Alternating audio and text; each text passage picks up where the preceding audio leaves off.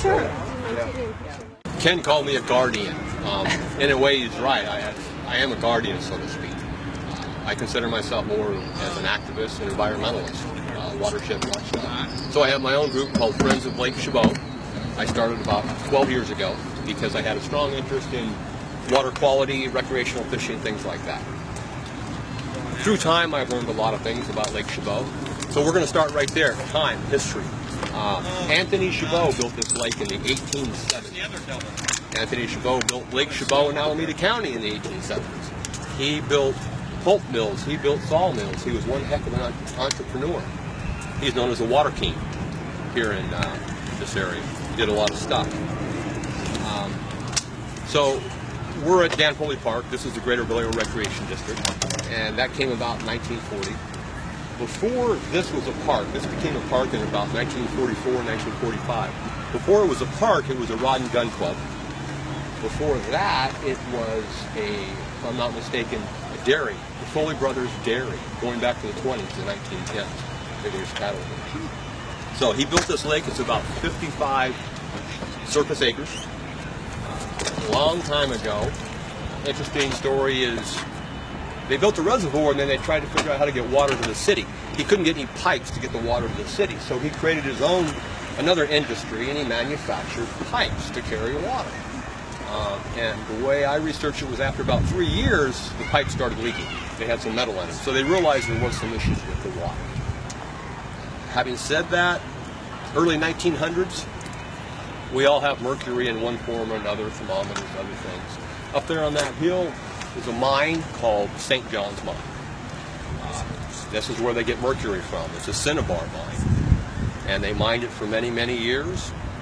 They had no idea of the environmental impacts that come from burning cinnabar to create mercury.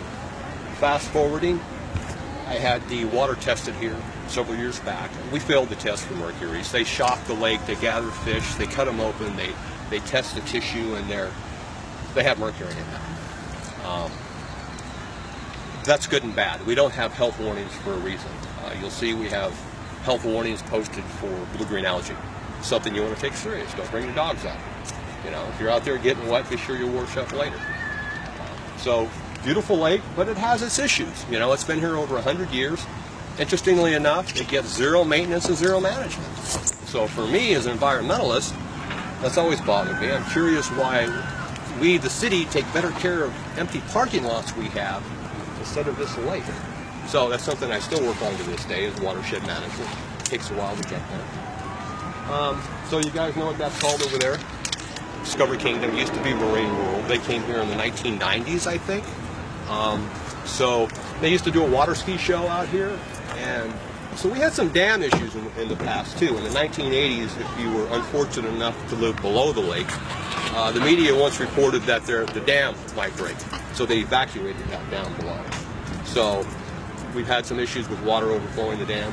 So in the 90s, late 90s, I think, they actually drained part of Lake Chabot and they raised the elevation of the dam for several reasons. One, to accommodate the water ski shows, because they did shows out here, but also to help assure that this dam won't flood the houses down below. So let's talk about water. Where's the water come from? The water comes from urban impact. The water comes from, there's 3 creeks right here, South, Central, and North Rindler with an R. And then right up on the fairground's edge, Blue Rock Springs Creek joins in with Rindler Creek. So even though Rindler Creek is the main tributary to this lake, it's actually Blue Rock Springs Creek that provides most of the water. And the creek comes from the Blue Rock Springs Golf Course, comes down through Hans Park, under the highway by Safeway, ties into Rindler Creek. We talked earlier a little bit about species of fish. Of course, none of us are probably fishermen. I am. That's why I took an interest in this lake. So it is fed by urban impact. People watering their yards, washing their cars. Some people's laundry soap they let run down. I don't know why, but they do. It's also spring fed. Because if you've been to other lakes in the area, summer times, you'll notice a lot of lakes aren't at their regular capacity like this is. So I've followed the water closely here, and in my opinion, there's more water going out than's coming in. And that means one thing: it's spring fed. And it's a fact that Vallejo is on an aquifer. This isn't the only place that water comes up through the ground. On the Blue Rock Springs Creek Golf Course, water actually comes up from the ground. So, greatly enough, it has to be spring fed. I can't prove it, but it kind of goes without saying, which is a good thing, because that's hopefully clean water coming from our aquifer. Yeah, so when we talk about the lake, wow, so we're here at GBRD. Some people, there's some documentation out there that says that the Greater Vallejo Recreation District manages the lake. That's wrong information.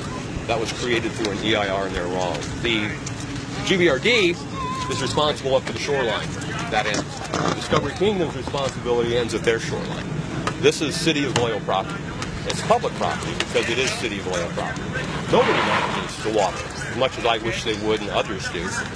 Yeah, nobody manages a lake, which is interesting. It's something I've tried to encourage the city to do for over 10 years now. I've had 2 stakeholders meeting. The last one was in August. And I bring together all the stakeholders: Flood and Sanitation, Discovery Kingdom, City of Vallejo, GBRD, Friends of Lake Chabot, the county of Solano, and talk about as a group what we could do to better manage this property. It's very difficult to achieve. I would officially say that since the Public Works Department is losing their top director, I think the lake's going to be better off. It's all about management. For example, shoreline access. You see the excessive tule growth on the other side of the boat dock. 6 years ago, that's what this looked like all the time. It was just a jungle out here. If you'd have been out here 10 years ago, there was trees growing on the shore too. You could not access that shoreline at all. We started the Vallejo Intercity Fishing Program out here, and the #1 rule is child safety. That meant we have to start maintaining the shoreline. And cutting tules is not the job of GBRD or the City of Vallejo. So we, the residents and community organizations, took that on through the fishing program and others. Since then, we managed the shoreline, and now it looks like this. You'll notice if you were here 3 months ago, this got cut down also. I did that with through a Conservation Corps program with a bunch of high school students. Next month, Cal Maritime's coming out. We're going to address that again. And as we address it each time, GBRD follows up with some maintenance. So in 3 years, you're not going to see tules growing back here. We're eventually going to head on that side of the dock and work on that batch of tules too. So simple things, even just the shoreline maintenance, is because recreational fishing is the #1 use out here. The kayakers come out a lot. The fishermen come out here every day. And it's even nice just to sit down on a bench somewhere and just take in the water, so to speak. But when you have all the tules growing, it doesn't look that good. So that's just a simple form of management. We have issues with the water. We have mercury, we have algae, we have sedimentation, turbidity. We have all sorts of problems with the water. It can't fix itself. So it starts with watershed management. We'll get him to come down here and talk too. So, and that's what I do. I just try to, he calls me a guardian. Yeah, I'm a guardian. I guess so. But I'm more a watershed advocate.